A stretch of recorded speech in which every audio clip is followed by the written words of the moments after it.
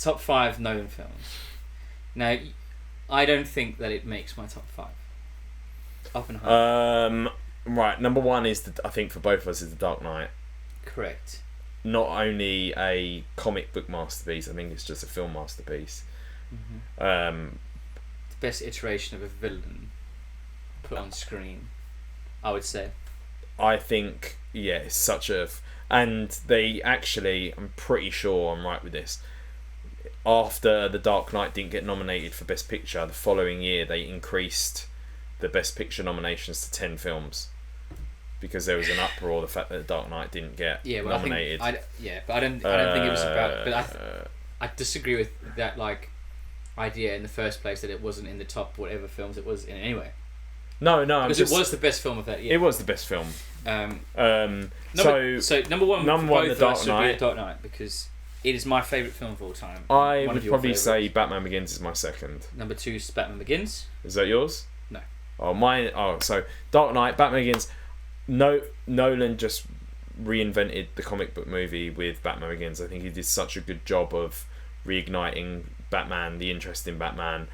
It was an adaptation of Batman Year One. I think he did such a good job of bringing Batman into a more, real life style and tone, and you could tell he really thought about the real life appliance of a lot of his gadgets. He had the tumbler, it was more of a tank, it would be more realistic. So I'd probably say Dark Knight number 1, Batman Begins number 2, Dark Knight Rises. I'm a huge Batman fan, so my top 3 are going to be the Batman movies. Dark Knight Rises, I think, is a film that unfairly got compared to The Dark Knight at the time, and I think it's actually going to be, I think, over time, get more respect than it did. I think it's a fantastic film. I've watched it numerous times, and it's one of those films that I go back and watch, and I think I enjoy more and more every time I see it. So they're my top 3. Number 4 is Inception. I think it's such a fantastic film, and I think for a Nolan film, whereas Tenet, I think, confused people with the I'd say 60% of the audience who watched Tenet, maybe more, didn't really get it. I think it was stylistically, yeah.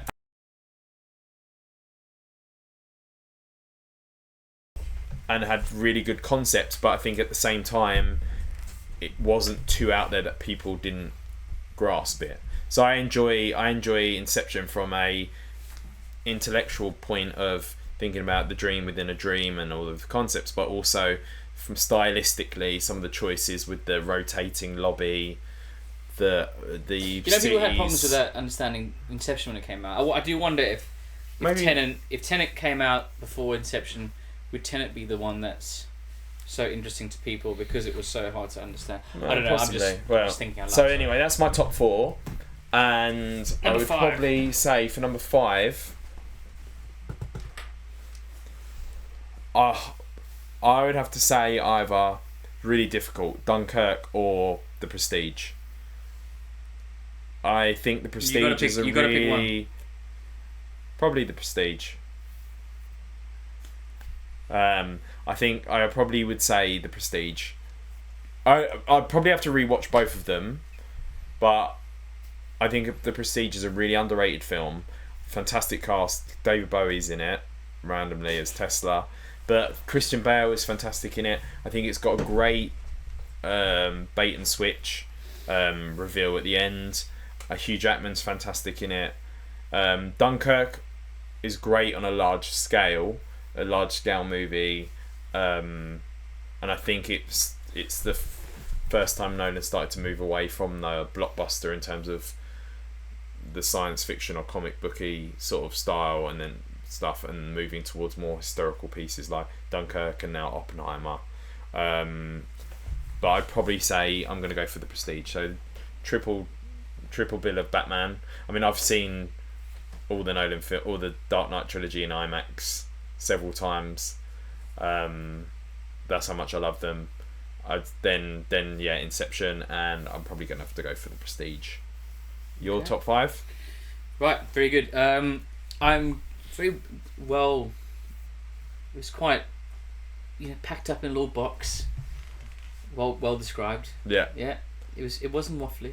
No. It's brilliant, mate. Alright, so I feel like I'm undermining you by saying. Alright, so let's go with yours. So I'm going to try and be as good as what you were, because you were fantastic there.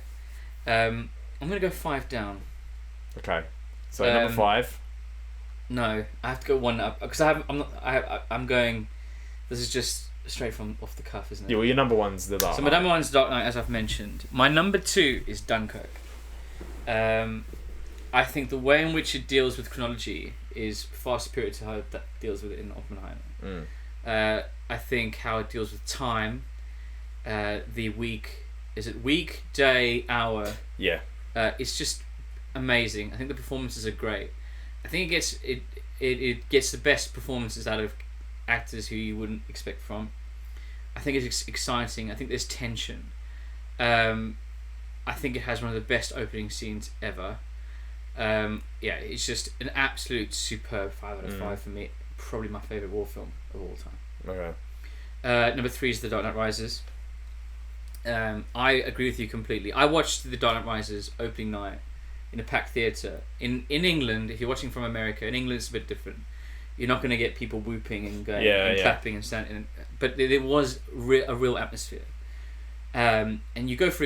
I think, you don't get, I suppose, that experience in English cinemas as you would maybe in American cinema, in that people are so passionate and so aggressively passionate about what they're watching. So that night was special because it was the first time really in which I kind of went in there and I was a little bit like a fanboy and when he gets out the pit, I'm going like, yeah, come on, get out there, like genuinely, like I was getting really excited. And the overall experience of the film was one of my favourite movie experiences of all time. I think Bane's brilliant. I just think it's a great film. I think it's really not underrated. It's really unfairly unappreciated because it's compared to The Dark Knight. Yeah. Anything that came after The Dark Knight, I think, wasn't going to have set that same standard. I think Heath Ledger, I think, is one of the best. Probably one of the best roles in cinema. I think he did such an amazing job. And wait, hang on, are you saying he's better than Jared Leto's Joker? I think, but not just the Joker. I think in any film role, it's so memorable and amazing. It's like so iconic that anything that comes after any villain or anything it's always going to be compared as the pinnacle. Yeah, I agree. So Dark Knight Rises, number 4. Inception. Excellent film. 5 out of 5 for me. Really interesting conceit. I didn't find it difficult to understand that one. Yeah. I found Oppenheimer more difficult to understand. And number 5. Oh, okay. It's between 3. Alright, So you did 2. I did 2. I'll show you my 3. Can I guess?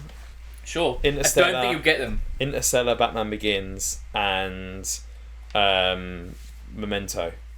Ooh, I like Memento actually. No, 1 right. Interstellar? Yeah. Insomnia? Nope. So there's not many left. The following? Nope. What? Oh, Tenet. Tenet, Interstellar, and big surprise for everyone. I'm sure. And Oppenheimer. I'm sure people pick your one over mine, but my jostle for number 5 are all my 4.5s, which are Interstellar, Oppenheimer, and Tenet. I would put Batman Begins as a 5-star. I would put that above them. Batman Begins is a 4 for me. No. I know. But that's my opinion, mate. It's just my opinion. Don't agree with it. My number 5 is Tenet. And the reason why is when I watched Tenet for the first time, I had the lowest expectations that I had for a Christopher Nolan film following The Dark Knight. I'm very much into my reviews. We hadn't actually watched or listened to any reviews before this, by the way. No. This is our own opinions of the films that we watched today. And we'll try and keep it that way, I think. Like, before... we didn't even discuss what we want to talk about. Yeah, Puff and Barbie a little bit over lunch. Over at Cheeky Nando's. So I had really low expectations. And again, opening scenes, man. He's just so good at doing opening scenes. The opening scene in the theatre is exceptional.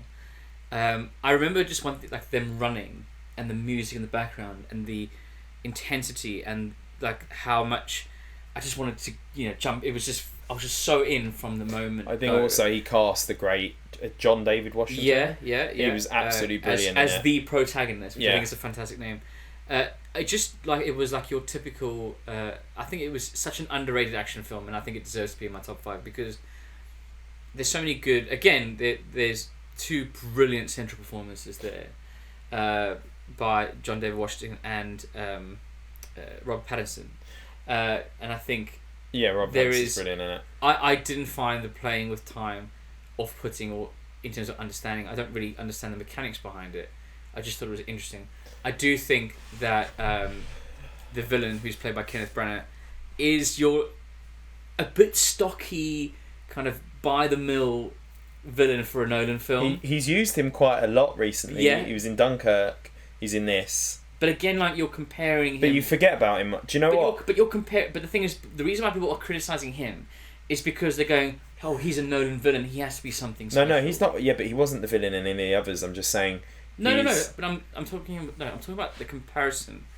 The comparison to a Nolan villain. Oh yeah, right? Yeah. Is that it's not as groundbreaking as the others. No. However, he's forgettable. In all honesty, I completely forgot about him being in Tenet. But that doesn't have to be the draw. That's what I'm saying. No. And so for that reason, I think the action set pieces are really interesting and great. I was completely intrigued throughout. I would